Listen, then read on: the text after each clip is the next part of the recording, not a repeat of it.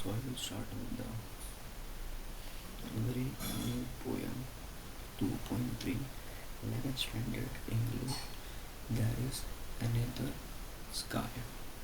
Okay, there is another sky, which means skies are there, but there is another sky. Okay, so in this poem we will try and understand of this meaning, right? What it actually mean that there is another sky. So Emily Dickinson, she is a poet. She is an American poet. The name of the poet of this poem is Emily Dickinson. She is an American poet of the 19th century, which means by 1800. She is an American poet in the 19th century. She lived a lonely life. She lived a lonely life. Most of her poems are motivational and philosophical. Right?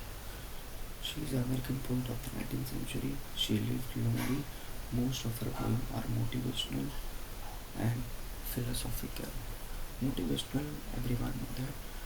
You had seen in the YouTube channel, you are motivated. So the poems are motivation, encouraging, and philosophical. Philosophical, which means the truth, reality. They are unique to her era and are characterized by simple and short line. So her poems are unique according to the time period, and the characters are characterized by simple and short lines. She often used the rhymes, slant rhymes, and unconventional capitalization and punctuation. So in her poem we will see the rhyming word, capitalization we will see, the little bit punctuation we will see. Her poems are the slams and rhymes of life and all its shades. So her poem is all about the rhymes of the life, slams and rhymes of the life, which means the the poem is all about the life. Okay, it is related. It is the mixture of the part of the life, the slams of the life, the good and happiness of the life, and its shades. Okay, so till now we have understood Emily Dickinson. She is lived lonely. She is an American poet, and she is writing motivational and philosophical. Right. And now about the poem what we are going to read. Uh, there is another sky. There is another sky is an inspirational poem with a message of never say die.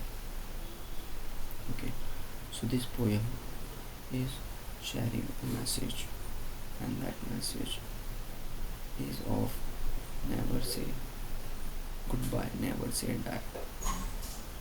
It is a Petrarchan sonnet with an octave and sestet. So it is a sonnet, which means it is a one type of poem where there are 40 lines are there. Okay, octave means 8 lines, sestet means 6 lines. 8 plus 6 lines is 14. The poet is a the poet is communicating to her brother through a letter. So in this poem we will try and understand the poet is talking with her brother. Okay, with her brother through the letter, and that is the letter what we are going to read now. She encourages In the letter she encourages her brother not to get depressed under any circumstances and pleads to him return home. Okay, so the sister is encouraging her brother not to not to get irritated. Okay, not to get irritated in any circumstances, and plead to him return home. Life is full of challenges. Life is full of challenges. One can tackle the challenges with a passive attitude. So life is all about challenges. One can also tackle this in a passive attitude. Like if you see in your life and my life, my if you are thinking my life is sad, no, in my life also there is a problem, but you can tackle these challenges of the life with a passive attitude, not with a negative attitude. The poem ends in an optimistic mood. When we end this poem, it is in an optimistic mood. Optimism is nothing but the good. The brighter garden stands for choices that life offers to all. The brighter garden is actually stand for stand for choices that life offers to all. There is always a brighter side in your life if you are thinking everything is very difficult and all. So till now we have understood here and the information is given. A poet who is writing a letter to his brother. And why he is writing letter to his brother? Because his brother is depressed, is upset. So she is saying that not to not to worry in any condition, because as I said most of his poem is related to motivational and philosophical. So this poem is based on the motivational and this poem type is sonnet. Okay, attraction sonnet. So there is a another sky. There is another sky. Let's start. There is another sky which is also means there is always you have last option. There is always you have there is always room for improvement. Like if you didn't improve, there is always another room for you to improve yourself. Okay, let's start. There is another sky.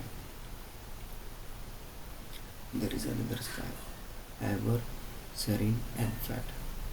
There is there is another room for you. There is another option for you, which is very peaceful, calm, and fair. And there is another sunshine, though though it be darkness there.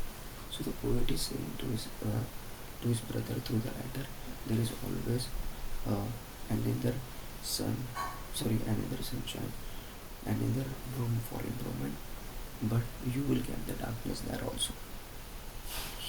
Never mind, faded forest Austin. So and her brother name is Austin. She is saying that never mind, there will be a faded forest, which means there will be a problem will come. Never mind, silent fields. Like there are some fields out there which is very silent. The field will not work. Here is a little forest whose leaves are evergreen. So the poet, in the first stanza, the poet is trying to explain our brother. There is always a last option you have, but in the last option the problem will come. But you don't need to focus on the negative side. You just focus on the positive side. So here the example she is given that there is always another sky, another sunshine, but there are some fields out there which are not cultivable. But you don't need to focus on that. You need to focus on that thing. There is a little forest, and that is evergreen. Okay. So here is a brighter garden. So the poet is saying that look, here is a very brighter garden where you can grow yourself, where not a frost has been, where there is no frost as there. Frost is nothing but you can say in the winter season, in your area also in the winter season there are some kind of leaves are there. So in its unfading flowers, in its unfading flower, so the uh, poet is saying to his brother like there is always another room and there are some opportunities out there. The flowers are totally bright. I hear the bright bee hum.